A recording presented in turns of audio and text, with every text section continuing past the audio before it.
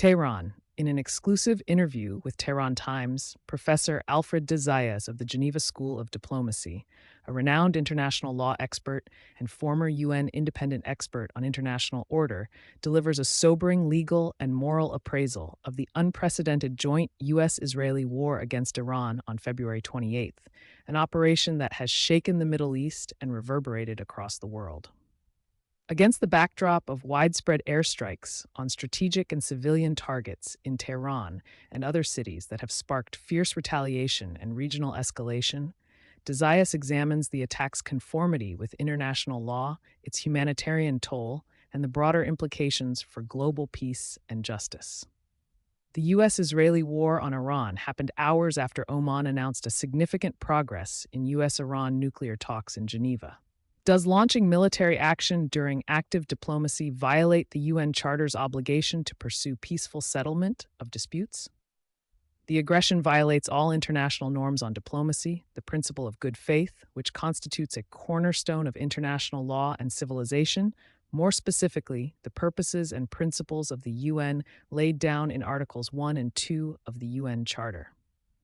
In particular, Article 2.3 was breached, which stipulates, all members shall settle their international disputes by peaceful means in such a manner that international peace and security and justice are not endangered. Article 2.4, which stipulates, all members shall refrain in their international relations from the threat or use of force against the territorial integrity or political independence of any state or in any other manner inconsistent with the purposes of the United Nations, and constitutes the crime of aggression within the meaning of Article 5 of the Statute of Rome of the International Criminal Court and the Kampala definition of 2010. It also constitutes the crime of aggression pursuant to General Assembly Resolution 3314. The Nuremberg Principles, adopted by the General Assembly on the basis of a draft presented by the UN International Law Commission in 1950, prohibits what the US and Israel have done. Articles 6A, 6B, and 6C of the London Agreement of 8 August 1945, the Statute of the International Military Tribunal for Nuremberg, should be applied. More generally, it is an act of perfidy, which is prohibited in the Hague and Geneva Conventions. Iranian leader Ayatollah Ali Khamenei and certain senior military officials were assassinated in the initial strikes. Your opinion, please, in terms of international law. Under customary international law and numerous United Nations treaties, heads of state and other senior officials are entitled to immunity. They cannot be targets of extrajudicial executions. Moreover, bearing in mind that there has been no declaration of war, contrary to the requirements of the U.S. Constitution, and that the use of force by the United States and Israel constitutes international crimes under the relevant UN rules and definitions, it is not a question of a threshold of legality-illegality. The actions by the U.S. and Israel are an abomination, an open revolt against international law and morals, a revolt against civilization itself. If this had been a declared war, albeit an illegal war by U.S. and Israel, the Hague and Geneva Conventions would have to be enforced. Art 37 of the 1977 Protocols, additional to the Geneva Conventions, defines the crime of perfidy. It is prohibited to kill, injure, or capture an adversary by resort to perfidy. Acts inviting the confidence of an adversary to lead him to believe that he is entitled to, or is obliged to accord, protection under the rules of international law applicable in armed conflict, with intent to betray that confidence, shall constitute perfidy. The following acts are examples of perfidy: the feigning of an intent to negotiate under a flag of truce or of a surrender. Iranian sources say at least 40 Iranians, mostly civilians, have been killed so far. What legal obligations do attacking states have when civilian casualties occur in densely populated urban centers like Tehran? The Fourth Geneva Convention of 1949 and the First Additional Protocol of 1977 are designed to protect civilians in time of war. The two key principles of international humanitarian law, the principle of distinction between combatants and non-combatants, and the principle of proportionality, have been grossly violated. These violations generate both civil and penal liability.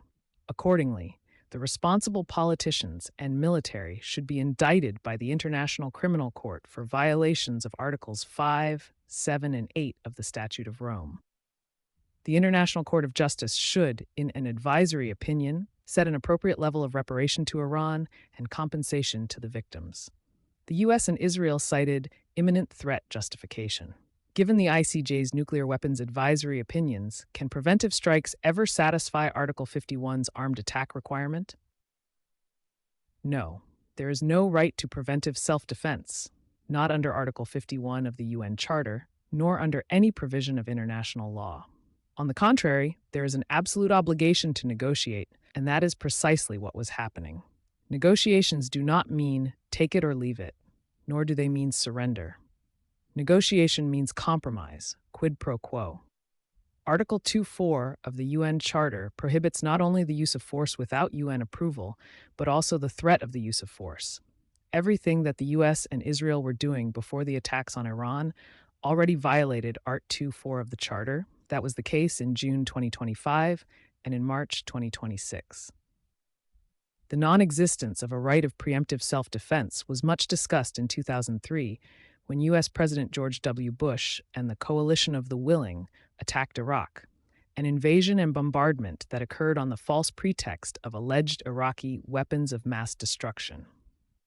The issue was settled in international law, and the then UN Secretary General clearly stated that the war on Iraq was an illegal war. Alas, no one was held accountable for the multiple violations of the UN Charter and of Articles 5, 6, 7, and 8 of the Statute of Rome. This did not make the 2003 invasion, occupation, and spoliation of Iraq legal. The principle ex injuria non oritur jus clearly tells us that out of a violation of law, no new rights can emerge. The tragic situation only confirms that the UN still does not have effective enforcement mechanisms, and that the international community is complicit, because we have tolerated the cancerous growth of a culture of impunity. Art 51 of the UN Charter stipulates, "Nothing in the present Charter shall impair the inherent right of individual or collective self-defense if an armed attack occurs against a member of the United Nations until the Security Council has taken measures necessary to maintain international peace and security. Measures taken by members in the exercise of this right of self-defense shall be immediately reported to the Security Council and shall not in any way affect the authority and responsibility of the Security Council under the present Charter to take at any time such action as it deems necessary in order to maintain or restore international peace and security." This article applies only after an armed attack has occurred. That means that Iran has the right of individual and collective self-defense. The US and Israel have no such right. But even when Article 51 is invoked, it does not legitimize all-out war. The responsibility lies with the UN Security Council. Thus, Article 51 only allows a state to repulse an attack, is temporary, and it does not liberate that state from the limitations of international humanitarian law. Secretary General Guterres called the strikes a squandered chance for diplomacy. When the Security Council is paralyzed, what concrete legal mechanisms can uphold the Charter principles against unilateral force? Secretary General should have called the strikes unlawful acts of aggression, gross violations of the UN Charter, a frontal attack on international law and civilization. Guterres uses euphemisms and lacks the courage to call a spade a spade. To this day, he has failed to call the genocide in Gaza a genocide. The Security Council has been paralyzed by the U.S. misuse and abuse of the veto power to shield Israel from responsibility and sanctions. The U.S., of course, would shield itself from any resolution against the U.S. itself. The General Assembly can and should take its responsibilities under Articles 10 to 12 of the Charter and adopt a Uniting for Peace resolution, giving it a broad mandate to act to promote international peace and security and to adopt pertinent resolutions, e.g. to impose sanctions on the U.S. and Israel. The GA has adopted such resolutions in the past in connection with the wars in Korea, Egypt, Israel, and the Congo. The General Assembly can and should adopt a resolution under Article 6 of the Charter to expel Israel from membership. Art 6 stipulates, a member of the United Nations which has persistently violated the principles contained in the present charter may be expelled from the organization by the General Assembly upon the recommendation of the Security Council. Even if the U.S. would block Israel's expulsion in the Security Council, the adoption of such a resolution by the General Assembly would have enormous value and would encourage states to BDS, boycott, divest, sanction, both Israel and the United States. Rhetoric is not going to solve the problems created by the unlawful U.S. and Israeli actions, only massive economic consequences.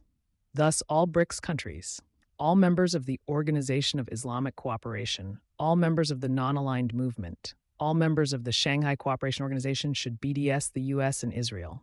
China should sell its $1 trillion worth of U.S. Treasury bonds. Other countries should similarly sell their U.S. bonds. Everyone should divest from U.S. and Israeli companies. No country should be buying airplanes from the U.S. No more F-16 or F-35, no more Boeing 737, no more products from Lockheed Martin, Raytheon, General Motors, General Electric, Caterpillar, etc. And no one should be selling rare earths to the U.S. or Israel. No more lithium, no more lanthanides, sandium, or yttrium. The U.S.-Israeli war against Iran is not just against Iran. It is against the entire planet. It is an imperialistic and neo-colonial war. The global majority must act now or suffer the consequences later.